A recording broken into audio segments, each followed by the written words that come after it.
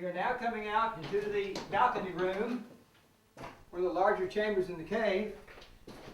This room is not real well decorated, but has a lot of interesting features all along the walls, stratigraphic deposition, clay, and an interesting floor. Just these rocks. You can see how much stream water must run through here to carry these large rocks through the cave. And here we have one of the scientific experiments that are being done in the cave here. This is one of the rain collecting stations. The drips are collected, the drip from the ceiling, go to this meter here which measures the amount of water and records the time of each drop of water.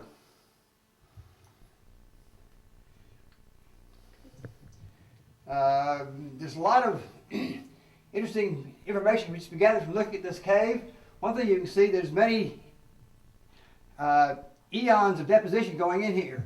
First you had, of course, the cave had to be dissolved out. And then you had the clay and the deposits put in here, and then the formations are covering over those deposits. So that's three sort of stages of cave formation.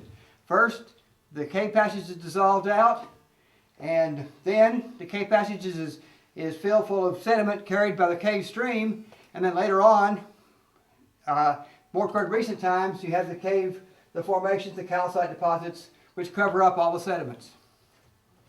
Very good. How's it look, Joe? It looked great, yeah. Good deal. You want to shoot it one more time? Yeah, let's do one more time.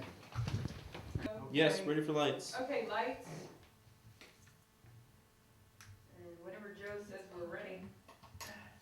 Everybody on? Yeah, it's popping the lid. Hold on. Oh, that's not good if it's Yeah. popping.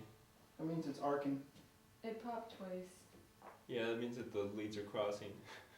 Alright, impromptu light fix. Lights out. Alright, we're ready.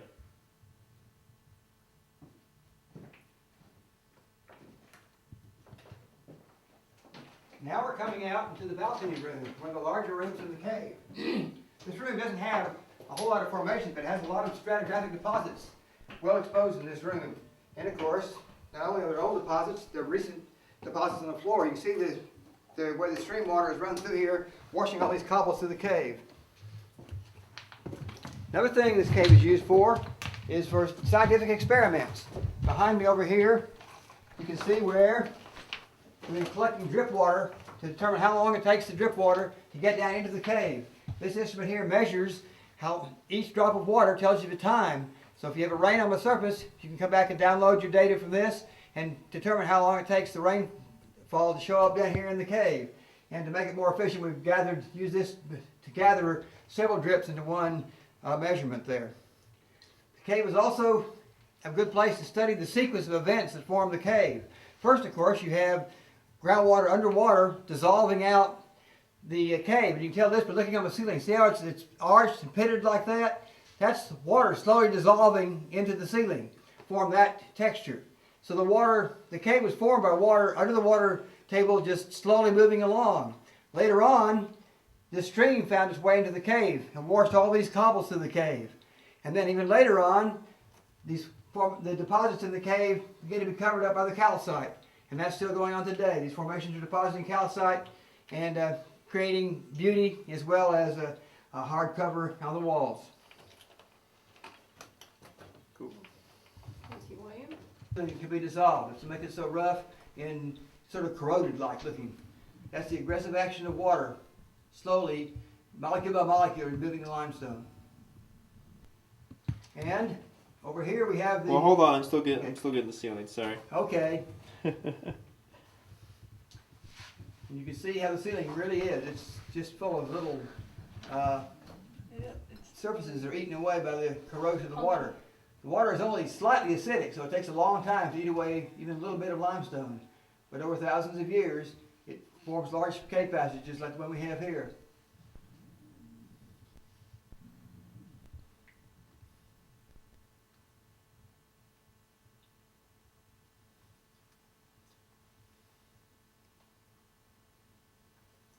Okay, now we can get the wall. Okay.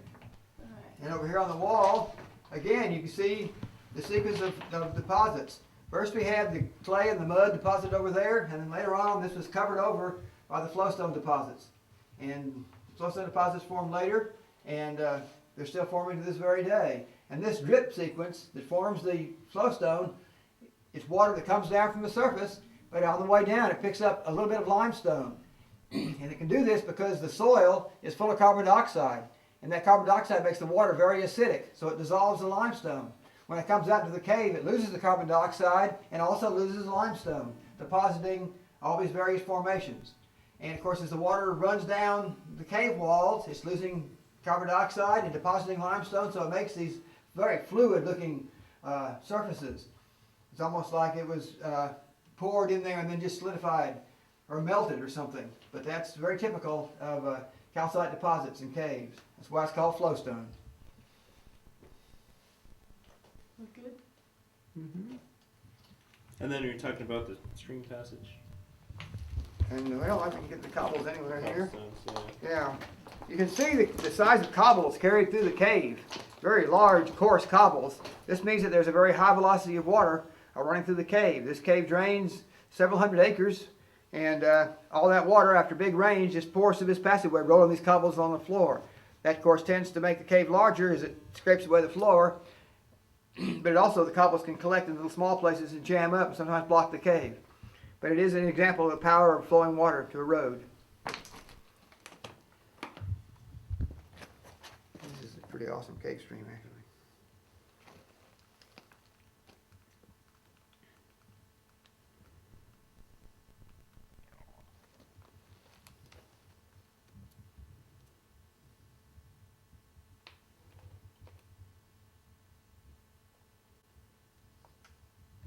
Oh, okay. My itinerary.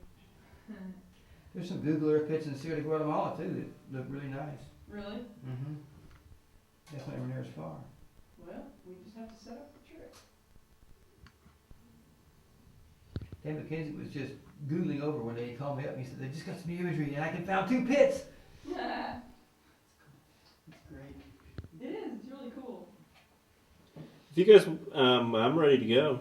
Okay. Say when. I'm called. Should I give you commentary? Right behind William, right? Yeah. Okay, I'll give you commentary, yes. Say when. When? The white rocks that I'm calling on now is the top of the dolomitic member of the Edwards limestone. It's very hard. It's like almost like cement. And it's very easily fractured. You notice the fractures on it.